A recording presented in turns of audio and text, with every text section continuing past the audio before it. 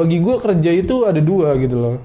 Nih jujur-jujuran aja. Ya, mencari uang sama mencari pelajaran di dalam. Iya, gitu betul. Lu punya orang dalam, lu punya kuasa gitu. Halo semuanya, kembali lagi bersama Tias dan Asol di podcast Morning Sunshine, ngobrol bareng Sunshine. Nah, hari ini kita akan membahas tema tentang persiapan fresh graduate memasuki dunia kerja. Nah, hari ini kita juga kedatangan narasumber yaitu Kak Yohanes Sitohang. Halo Asol, halo Tias. Halo Kak, apa kabar? Ya. Kak, mau nanya-nanya nih sedikit. Kakak kerja di bagian apa kalau boleh tahu? Di Human Resource. Berarti nyambung ya ke fresh graduate gitu? Nyambung banget. Jadi kan HRD itu kan istilahnya kan nge-hire ya. Dan itu rata-rata kan banyak kita nge-hire fresh graduate dari ada yang SMA sama dari lulusan kuliah gitu, seperti itu. Terus kalau ini punya nggak sih kalau tips-tips buat fresh graduate nih, kan dia maksudnya belum punya pengalaman bekerja nih, apalagi kalau lulusan SMA nih ya, paling SMA tuh ada PKL kalau SMK ya, jadi mungkin pengalamannya di situ aja nih. Cuman kalau untuk jangka lebih jauhnya kan dia nggak ada persiapan apa-apa nih. Oke, ini kita mau bahas dari yang SMA dulu kali ya. Iya, mungkin dari SMA dulu. SMA dan SMK lah ya. Iya. Kalau SMK kan kita difokuskan untuk siap kerja ya biasanya, benar nggak sih? Benar. Iya, kalau SMK lebih. Jadi kalau yang dibutuhkan ya sebenarnya ya kesiapan dari merekanya sendiri untuk bekerja sih. Jadi ketika di dalam dunia kerja itu berbeda dengan dunia waktu dia sekolah gitu loh ya kan. Secara mental juga harus dibangun gitu loh. Secara pekerjaan juga dia harus mengerti soal pekerjaan tersebut. Nah, yang perlu banget sih, yang pertama sih kalau dari HRD, mungkin ini dari segi HRD ya gitu, untuk pekerja pabrik mungkin ya. Kalau saya kan kebetulan dari HRD PT yang memproduksi suatu barang itu pabrik lah gitu loh kan. Jadi kalau yang diperluin itu sebenarnya ya yang pertama dia membuat surat lamaran kerja gitu loh, CV segala macam, juga kesiapan saat di interview, seperti itu aja sih. Dan ya punya, jadi setahu gue setiap perusahaan itu punya kayak apa sih, kayak rate-nya dia masing-masing gitu loh. Kayak dia misalkan butuh karyawan yang tingginya 168 cm gitu loh. Jadi ya sesuaikan saja gitu loh. Jadi kalau dia emang bisa bekerja, mampu bekerja di pabrik ya mungkin bisa, atau ya banyak sih sekarang perusahaan gitu loh. Gak cuman pabrikan, ada yang dia jasa mungkin, seperti itu sih. Wah, langsung daging nih pembahasannya. Keren banget. Oke. Nah, kalau nih kan tadi kita udah lihat persiapan-persiapan yang harus disiapkan ketika fresh graduate mau masuk kerja gitu kan. Nah, yang paling penting nih menurut gue sih skill nggak sih? Ya kan? Benar. Karena apapun yang kalau kita mau kerja, skill itu pasti dibutuhkan. Ya. Benar juga, ketika kayak apa yang Tias bilang tadi kan. Jadi kan biasanya SMK itu ada PKL ya, sama juga kayak kuliah lah ya. Kuliah sebelum kita lulus ada PKL juga kan. Nah, manfaatkan ketika di PKL gitu loh. Jadi jangan sampai PKL itu digunakan untuk formalitas doang gitu loh kan. Ya kan cuman gue pengen dapet tanda tangan doang gitu loh, biar bisa lulus. Ya jangan. Di situ loh kalian nyari ilmu gitu loh yang benar-benar nanti diterapkan ketika kalian bekerja. Jadi ada dua lah, soft skill dan hard skill gitu loh kan. Soft skillnya seperti apa ya, mungkin dia punya leadership gitu loh, dan ya yang lain-lain lah. Hard skillnya ketika dia misalkan di bagian di pabrikan gitu, dia bisa repair segala macam, itu kan salah satu hard skill. Seperti itu sih mungkin kalau dari gua. Terus kalau kakak kan di bagian HRD berarti nih ya. Itu kalau zaman sekarang kan mungkin kalau kita ngelamar kerja udah jarang ya yang pakai surat lamarannya tulis tangan. Lebih kebanyakan pakai CV kan sekarang ya. Itu kalau perusahaan masih nerima nggak sih yang pakai surat lamaran gitu? Nah, jadi itu kan sebenarnya ada, ini agak beda ya sebenarnya, surat lamaran kerja dan daftar riwayat hidup. Itu beda ya. Beda. Dua yang beda ya. Surat lamaran kerja itu identiknya wajib gitu bagi banyak perusahaan yang masih mewajibkan surat lamaran kerja. Cuma ada juga beberapa perusahaan yang ya udah lo CV aja, masukin CV aja, gak usah pakai surat lamaran kerja. Cuma tapi kalau bicara dia lebih baik ditulis atau diketik gitu kan. Ya lebih baik, karena sekarang zamannya canggih, lebih baik diketik dong. Ngapain kita tulis, capek kan? Bener gak sih? Bener. Nah udah itu aja sih kalau dari segi gua ya, ini segi gua ya, bukan dari mungkin yang HRD lain punya pandangan yang lain gitu loh tentang hal tersebut, seperti itu sih. Ini pandangan gue aja. Saingan kita banyak nih. Nah, jadi apa sih untuk bisa mempersiapkan diri kita untuk terjun ke dunia industri itu apa aja gitu menurut Mas Yones gitu? Oke, kalau kita ya mempersiapkan diri kembali lagi kan, mempersiapkan diri ya gue bilang lagi tadi dari awal, kita jangan mendaftar di satu posisi yang sebenarnya kita nggak bisa di posisi itu, gitu loh. Contoh ya, itu portal job online contoh nih. Misalkan ada pembukaan rekrutmen public relation, ternyata lu punya backgroundnya marketing, gitu loh. Itu kan udah belok, gitu loh. Menyimpang ya? Belok lah, bukan menyimpang, cuma itu belok, gitu loh. Kalau menyimpang kan terlalu jauh, jauh banget lah. Ini belok. Jadi apa ya, tingkat kesuksesan lu untuk mendapat pekerjaan itu ya nggak sampai 100%. Karena apa, background lu nggak di situ, gitu loh.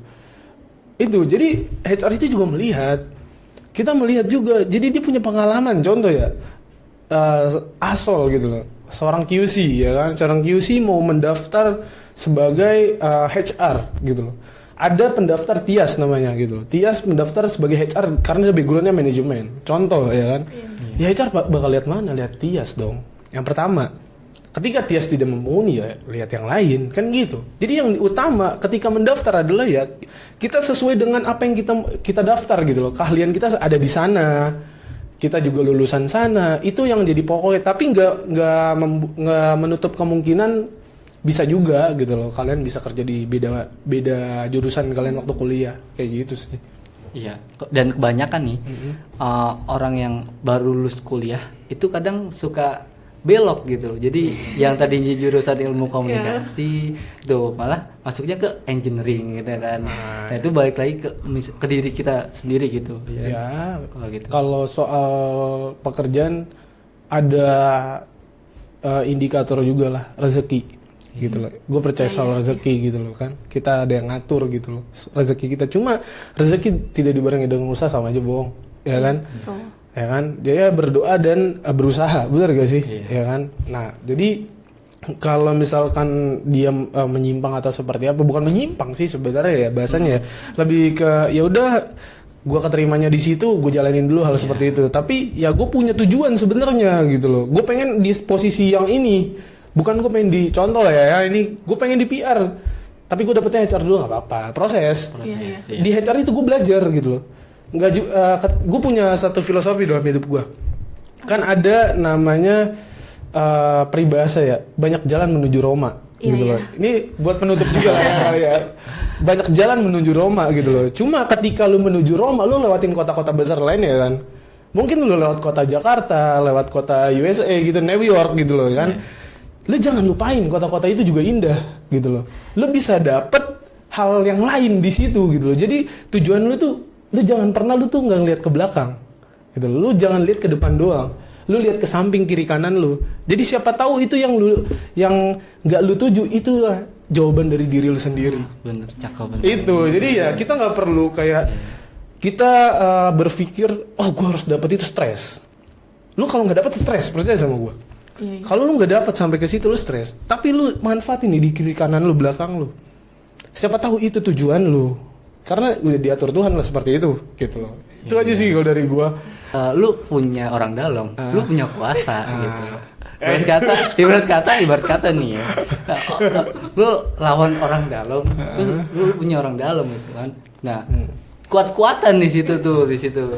Kan ya lu bisa ngelawan gitu kalau lu punya orang dalam gitu. Nah, sebenarnya ya ini kalau sejujurnya, itu prinsip lu gitu. Itu prinsip kalian lah. Tapi cuma itu privilege, jujur aja, itu privilege. Ketika kita bisa membantu orang, apa salahnya? Ya kan? Cuma, tapi ketika lu punya, kalau gue orang yang pantang menyerah, jujur aja. Gue pengen hal tersebut, gue harus jadi di situ. Cuma, tapi ketika gue nggak jadi di situ, gue mikir juga, gue bisa stres kalau nggak dapet itu kan. Jadi kita cari solusinya. Jadi apa? Hidup itu cari solusi, gitu loh. Cari solusi terus. Ketika kita nggak punya uang. Ya udah kita cari solusi gimana caranya punya uang gitu loh, kan gitu. Ketika kita nggak bisa ngerjain suatu hal, kita cari solusi. Solusi itu bisa didapat nggak cuma dari pikiran kita, orang-orang sekitar, keluarga gitu loh. Itu namanya solusi Bener nggak? Bener. Solusi nggak? Iya kan? Jadi jangan bilang ya ini mohon maaf aja ya gitu. Jangan bilang ketika orang ada yang rekomendasi gitu dia untuk masuk itu suatu kecurangan. Oh tidak, gitu loh. Benar. Itu privilege gitu. Privilege yang pasti perusahaan gak mungkin langsung asal terima. Dikaji lagi loh, di rekrutmen lagi, prosesnya sama gitu loh. Cuma karena dia punya punya orang yang emang dipercaya gitu loh. Dan dia pun punya, nih gue punya tunjuk juga orang percaya, tapi lewatin proses dulu. Perusahaan gak langsung asal terima. Gitu loh. Itu ini pendapat gue aja ya. Tapi gue nggak tahu perusahaan-perusahaan seperti apa, gue nggak tahu, gue nggak ngerti ya. Karena ya setiap perusahaan punya punya haknya masing-masing untuk hal seperti itu. Gitu sih. Oke nih, udah di penghujung acara Iya. gitu. Udah banyak Nah, banget. dari Mas Yohanes sendiri nih ada kata-kata mutiara untuk teman-teman di rumah untuk yang mau persiapan mau masuk kerja gitu, apa aja sih yang harus dipersiapkan benar-benar matang gitu. Oke, Dari yang Mas pertama dimatangin itu sebenarnya ya ini buat dari segi HR ya, dari segi gue ketika gue mendaftar kerja aja ya. Gue ketika mendaftar kerja, satu, gue punya tekad gitu loh. Kedua, gue ngerti apa kerjaan gue. Yang ketiga, gue mempersiapkan perintilannya. Apa contoh CV, surat lamaran kerja, kalau dibutuhkan. Terus misalkan lu disuruh buat kayak project gitu loh, ketika lu mau magang atau apa itu dibikin project, bikin aja gitu loh. Ketika lu nggak masuk itu jadi portofolio lu gitu loh. Contoh ya, lu nggak dapet di magang tersebut atau kerjaan tersebut, itu jadi portofolio, jadi jangan sesali gitu loh. Jadi yang dipersiapkan adalah tekad belajar, udah. Pokoknya ketika lu nggak belajar, ya udah abis gitu loh. Jangan pernah kita merasa puas. Hidup itu nggak ada finishnya nggak ada gitu loh, nggak ada finishnya sampai lu mati gitu loh. Bener nggak? Sampai lu mati gitu loh. Kalau lu belum mati ya itu nggak ada finishnya. Lu bisa naik, bisa turun, bisa naik turun lagi, nah gitu. Jadi belajar, berusaha, berdoa. Udah dari gue gitu aja sih. Mungkin karena udah panjang juga ya waktunya ya. Seru banget nih ngomong sama Kak Yohanes. Mungkin next time ya Kak kita bisa ngobrol-ngobrol lagi. Mohon maaf ya kalau ada salah-salah kata atau ya ada bahasa-bahasa gue yang kurang baik. Ya gitu aja sih kalau dari gue. Oke, Terima kasih. Terima kasih. Semuanya, Sampai dadah. jumpa di podcast Morning Sunshine. Bye